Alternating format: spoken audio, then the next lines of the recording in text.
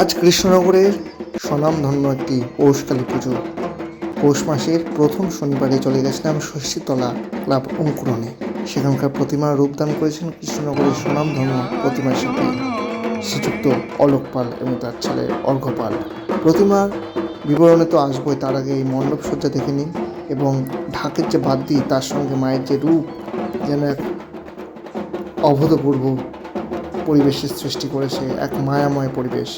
এই যে অলোক পাল অর্ঘ্য পালের প্রতিমার যে রূপ অসাধারণ, প্রতিমার যে গঠন, প্রতিমার যে সাজসজ্জা, সব কিছু মিলিয়ে মিশিয়ে একেবারে অনবদ্য একটি প্রতিমা।